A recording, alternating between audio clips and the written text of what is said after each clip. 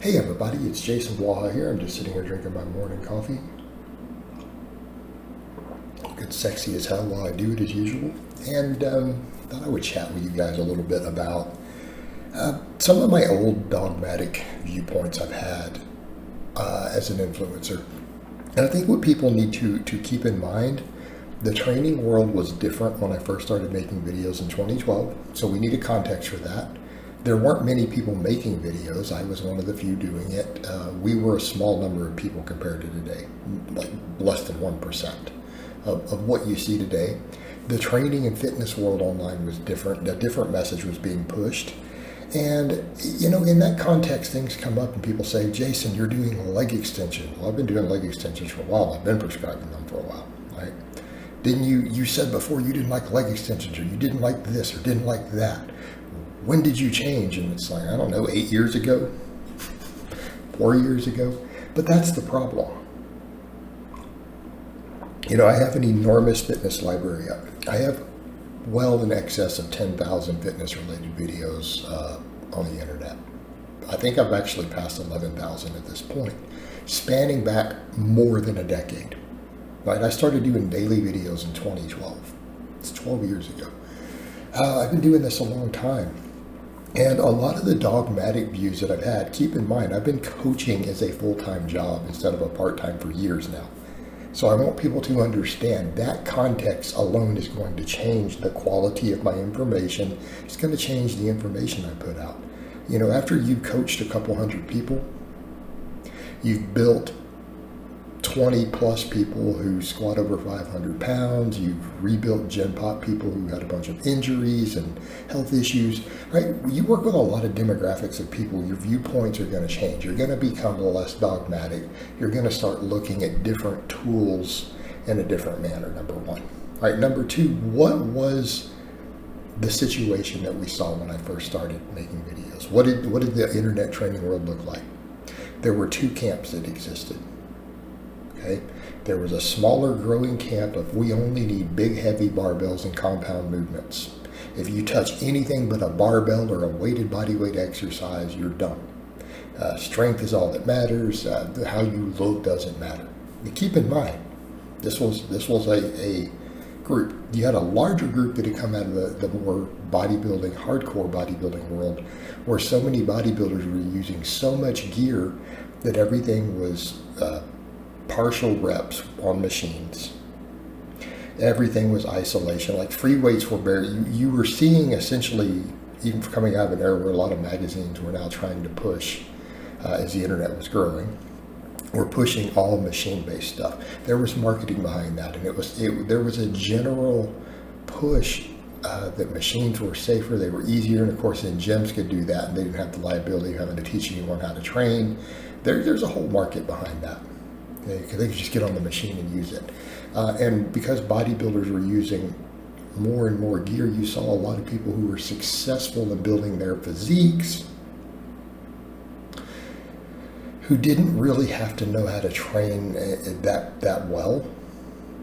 Okay? They didn't have to. And what we were seeing was a big push at that time of people who were like, oh, I don't touch any free weights. I just get a pump on machines. Everything was machines and isolation work.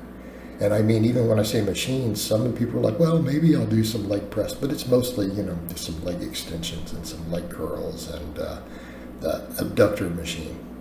Like we saw a case where women were being told that this is how they build the legs and glutes that they wanted. Okay, I knew people and saw people in the community who literally their entire workout was machine-based, and half of it was isolation. Right? You look at their upper body, they're using 6 different hammer strength machines for pressing and pulling. And then they're getting literally on arm machine. Wouldn't even pick up a dumbbell. They're like, I just do preacher curl machine and a tricep press down machine and a lateral raise machine. Like this was becoming normal, and I knew guys who did this.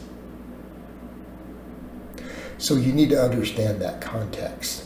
Everything was really high rep. So I knew people doing that. They did not even touch dumbbells. They'd occasionally touch a cable, but they did 20 different machines in a week. All machine exercises, everything 12 plus reps, all of it. Okay, this was a whole concept of training, and then they were pushing older people towards this. Problem is also a lot of these machines are not anatomically perfect for each person because they only had so much adjustment. Some of them are better than others, and they put you into weird angles that hurt joints and hurt tendons, and they were being pushed as safer. When the reality is, you saw the other end of the spectrum. You saw the starting strength type people telling everyone, look, I can take a 55-year-old grandma and teach her to barbell back squat. And they were doing it. How much better off were they? Because realistically, for most people starting out, if they can be taught the form, they're going to make progress a lot faster doing squats and deadlifts than they are on a machine.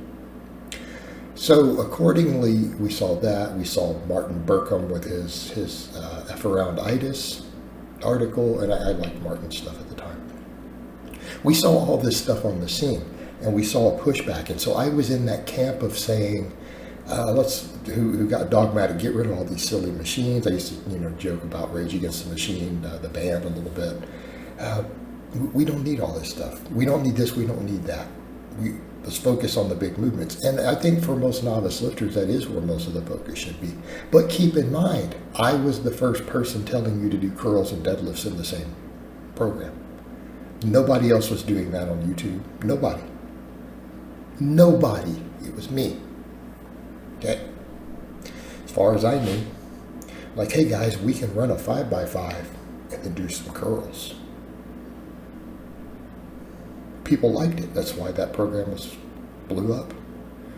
That's why it blew up. And people doing a 5x5 and then doing a couple of arm exercises and stuff at the end. Man. It worked, and it does work.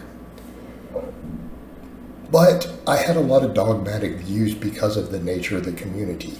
And people need to understand, as I have evolved with my own training, with my own coaching, as I've been doing this, again, after making over 10,000 fitness-related videos, after competing in powerlifting in multiple countries, doing this over a decade, and then working with larger and larger demographics of people and clients, my viewpoints have evolved. They're going to change. I am probably less dogmatic at this point than I have ever been. I am open to the use of a variety of tools as long as they're the best tool in that context, right? Looking for what is the right tool to use for the right job. And so, yes, a lot of my viewpoints are dramatically changed as a result of that. And I think that it's for the better. All right, guys, but that's really all I have to say on that today.